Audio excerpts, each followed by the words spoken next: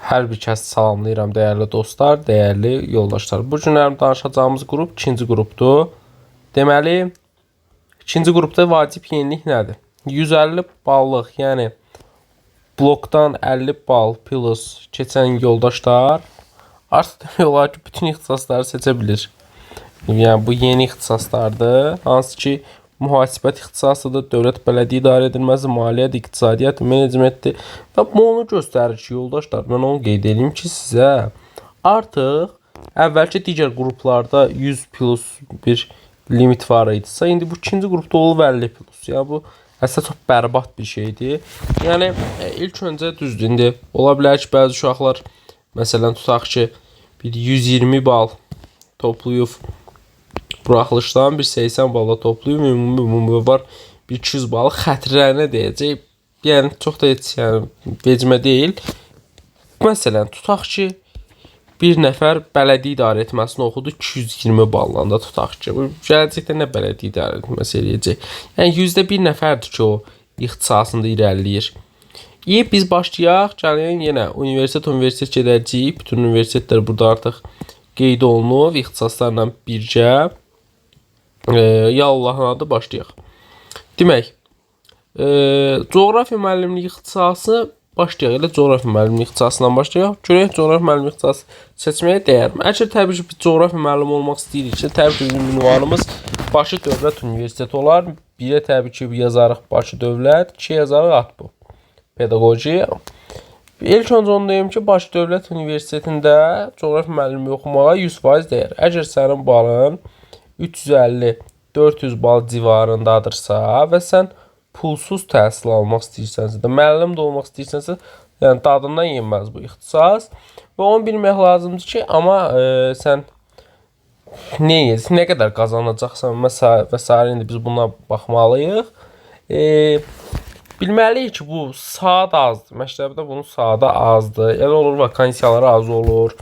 Yəni, bu tip məsələlər də qeydə alıb gələcək iş imkanlarına baxsaq, seçilə də bilər, yəni seçilməyə də bilər ixtisası. Sosiologiya ixtisası, nə bilim, şeydəki sosial iş ixtisası kimidir, yəni bir konkret hədəfi olmayan bir ixtisasdır. Beynəlxalq ticarət və logistikanı yazmaq olar, lakin təbii ki, Bakı Dövlət Universitetində yox. İlk olaraq yox, təbii ki. Biznesin idarə edilməsi də yenə 150 ballıq ixtisasdır. İqtisadiyyat artıq 150 bal civarında olan ixtisasdır. Yəni iqtisadiyyatı falan UNEQ-də sonra mən deyərdim ki, oxumaq olar. Adını su.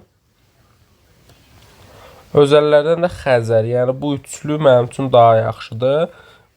İqtisadiyyat tədris ingilisində 452 balla əgər oxuya biləcəksinizsə, yəni 450-500 bal civarında ilk 3 yerə yazıla bilər. Lakin təbii ki, adını sun və s. də balı eyni civarda olacağına görə, indi keçənin balları yadımdan çıxır. İndi biz birazdan Neft Sənaye Universitetinə gələndə orada baxacağıq. Maliyyə ixtisası, yenə maliyyə ixtisası məsələn 500 bal toplamışamsa, gedib məsələn UNEQ-də biznesin idarə edilməsi oxumaq mənim üçün daha yaxşı olar.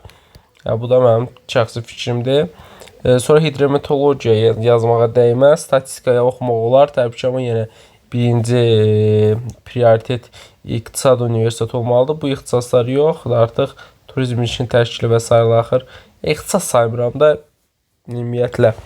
İqtisadiyyat, baxın, görürsünüz, maliyyə yoxdur, amma yəni orada 500 balla maliyyə oxumaqdansa, gəl burada tədris ingilis dilində iqtisadiyyat oxu. Neft və Sənaye Universitetində. Və mən bunu da sizə deyim ki, məsələn, tutaq ki, UNEQ, iqtisadiyyat, amma tədrisi Azərbaycan dilində müqayisə qoyaq.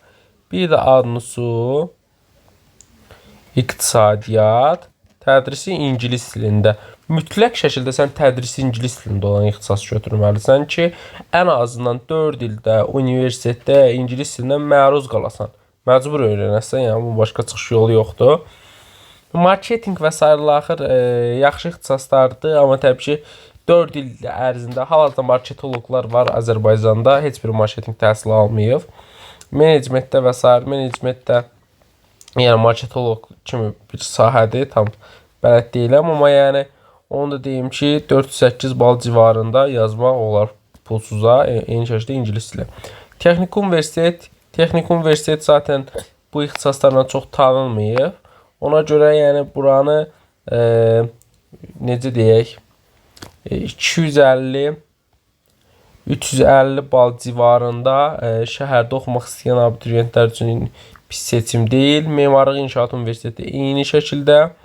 Pedaqoji Universitetə gələk, tarix müəllimliyi Bakıda, daha doğrusu coğrafiya müəllimliyi Bakı Dövlətdən sonra yazılacaq yerdir. Tarix coğrafiya müəllimliyi ixtisasında oxumaq olar, amma bunu bilmək lazımdır ki, tarix coğrafiya müəllimliyi ixtisası 5 illik bir ixtisasdır və eyni şəkildə sonra sənə deyirlər ki, sən tarix müəllimi olmaq istəyirsən, yoxsa coğrafiya müəllimi olmaq istəyirsən, yəni buna da 100% diqqət yetirin. Gələk İqtisad Universitetində ikinci qrupların şahı olan universitet İqtisad Universitetidir.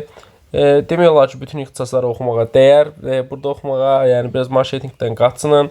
Marketingi iqtisadda oxumaqdansa başqa universitetlərdə iqtisadiyyat oxumaq ondan 1000 qat daha yaxşıdır. Sonra Bakı Mühəndislik Universiteti Xırdalanda olan yaşayan bütün insanlar üçün mütləq şəkildə şiddətlə tövsiyə elədiyim bir universitetdir. 100% çox gözəl təhsili var, mən bəyənirəm. DİA-da oxumaq, Dövlət və Bələdiyyə İdarə Edilməsi oxumaq təbii ki, məsləhət iqtisadiyyat menecmentdə digər universitetlərlə müqayisədə seçmək təbii ki, olar. Bu digər ixtisasları da artıq hamısını bilirsiniz, yaza da bilərsiniz. Təbii ki, burada PIK təbii ki, maliyyə ixtisasıdır Bakı Ali Məktəbində. Qarabağ Universitetində də bildiyiniz kimi burada turizm işinin təşkili 201 bal olmuşdu və artıq bu ləğv olundu. 350 plus qəbul olacaq. Bu təbii ki, keyfiyyət artımıdır, mükəmməl bir addımdır, dəstəkləyirik. Digər ixtisaslarda bunların hamısını özünüz bilirsiniz. Yəni daha hamısı eyni şəkildə olacaq. Ballarla da bağlı müqayisəli cədvəl gələcək inşallah. Uğurlar arzu edirəm hər birinizə. Sağ olun, salamat.